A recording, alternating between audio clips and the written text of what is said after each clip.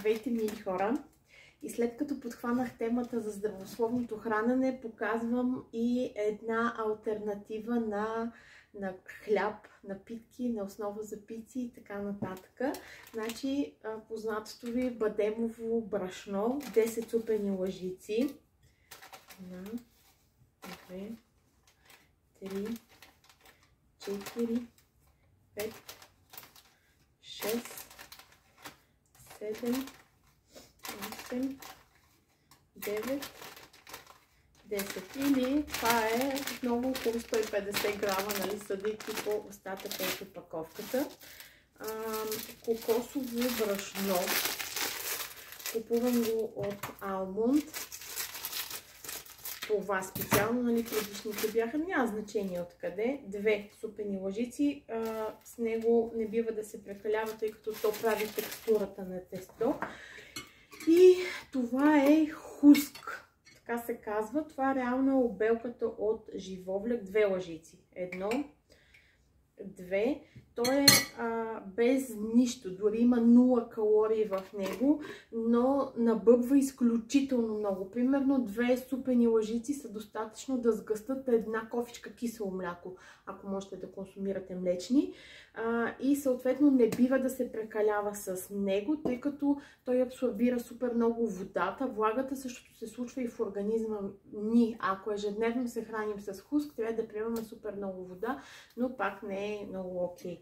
Така че това са съставките, ще си ги намерите в описания за брашната.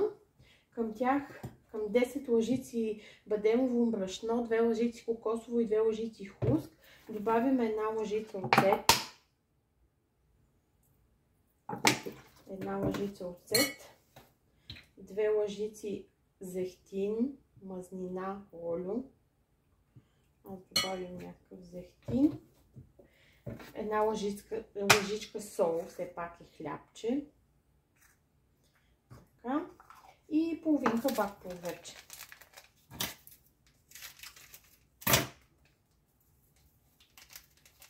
Така. И сега към това нещо идва магията. Магията, искаме се да мога да ви покажа. Слагаме 400 мл варяща вода.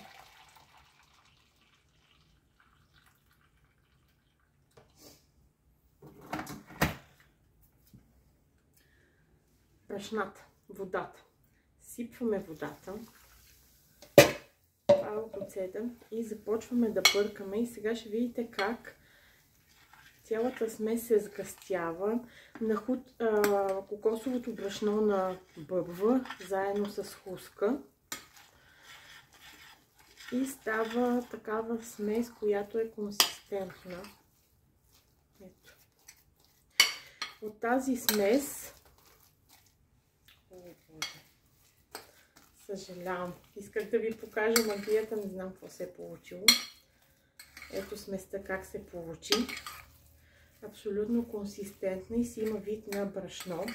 От тази смес сега, ако искате примерно да направите пица, си разтилате като основа и си правите пица. Аз ги правя на топчета и ги пека на хляб. Значи трудността вече без глутенови теста, брашна, нали, има много, както казахме, това е царевично, картофено, ризово, нахутено и така нататък. Обаче, ако е без глутен и без въглехидрат, тогава идва сложността. Същото е при сладкишите, ако е без глутен и без захар. Тази комбинация е сложната. При печивата без въглехидратното всъщност е сложното. Идеята на въглехидратите е, че те са... Както нали, с Меги установихме, те са като всички останали зависимости, с едно мога, без едно не мога. Ако стоите малко по-дълго време на такъв режим на ниско въглехидратен, това означава 2 седмици и повече. Първо вече не ви се прияжда, няма такова изкушение и претръпване, но ако сте някъде и изядете на нещо от бяло брашно, примерно порция спагети или питка най-често, нали, ни изкушава баница и така нататък, рязко ви пада енергията. До 30 минути се чувствате безсилни, сякаш не сте се наспали. Даже на мен ми се е случвало 2 часа след като съм станала и закуса с топла питка. Оттам по коледните празници отново ме приспива, нали, което за мен е абсолютно неестествено. Така че не е лесно, но важното е, че има начини. И другото, което много искам да кажа за този режим на хранене, да, това е алтернатива питка. Правя сандвичи на дъщеря ми с тях, правим пици. Въпросът е първо човек да го осъзнал това нещо, че не че е модерно, а че е здравословно, че за него е полезно това. Както казах, при нея е много ключово въглехидратите да са супер малко в приема и въобще на храна. Първото е, нали, да си осъзнат, за да издържиш. Второто е да проявиш воля, защото винаги ще има ситуации, в които ще бъдеш почерпен и ще те изкушават. Не е необходимо да се обясняваш, просто любезно отказваш или го взимаш и го даваш на другарчето до теб. И третото, което трябва да кажа, просто се чувствам задължена, е, че трябва да има супер много зеленчуци. Много хора, нали, минават на обратно, дори и тя така беше, в началото ядеше само сандвичи. Слава Богу, че нали, този период отмина и вече, когато аз си правя пицата, съответно я отгоре слагам супер много всички зеленчуци, които имам.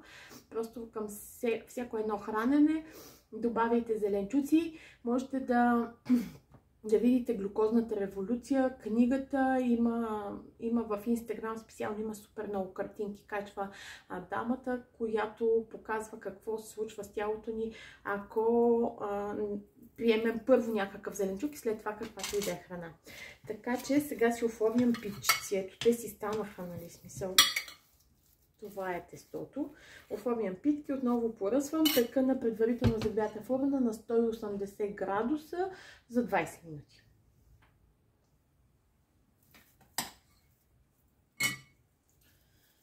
На тема хранене и осъзнатост мога много да говоря, просто от опита, от който имам. Но това, което мога да кажа за всички, които са им казали, нали, да минат на този режим на хранене от здравословна гледна точка, е, че бъдете щадящи към себе си и не бъдете критични. Нещата не стават както всяко нещо в живота от първия път, така че просто каквото и да направите и да се изкушите, нищо. Въпросът е следващия път да продължите, а не когато сте направили едно нарушение и кажете, ето всичко се върна в началото. Не, просто отново продължавате по същия начин. Ето ги питките. Пак ще им сложа малко семена.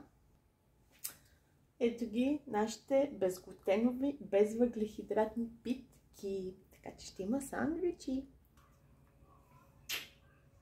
Та-дам! Готови са ми. И отива другата зарядка. Така, това, което мога да споделя за тези питки е, че те са въздушни. Трябва малко да поистинат. Реално се вътре като джоб.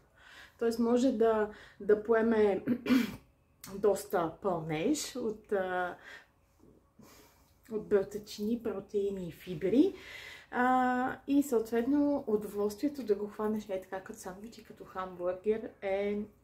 Всъщност за това говорим, нали? За това да си излъжем сетивата и начина на сервиране и поднасяне е изключително важен, за да може по-леко човек да се адаптира към този начин на хранене и да не е с усещането, че нещо му липсва, че нещо е различен и така нататък.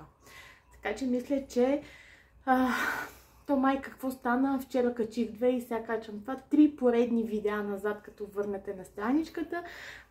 Съм хванала темата за здравословното, безвъглехидратно и безглутеново хранене. Пак казвам, от здравословна гледна точка. Мисля, че на всеки един добре ще му се отрази това, дори да не го осъзнаваме. И тъй като смятам, че Цвети Made е страничка, чиято основна мисъл и идея, всичко, което създавам, творя, качвам, споделям, е да ви вдъхновявам, да ви замислям Затова си позволявам да хвана и тази тема.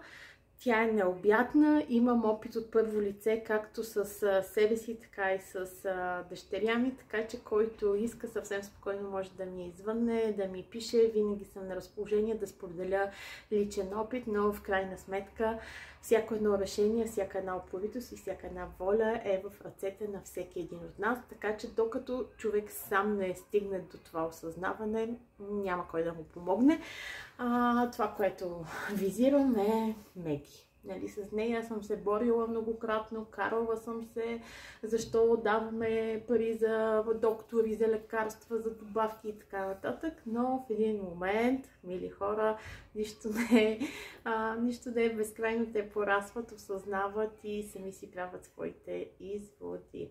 Така че аз отивам да си направя аз един сандвич, да си взема за мен за през деня. Мили хора, вълшебствата не са в приказките, а в нас самите.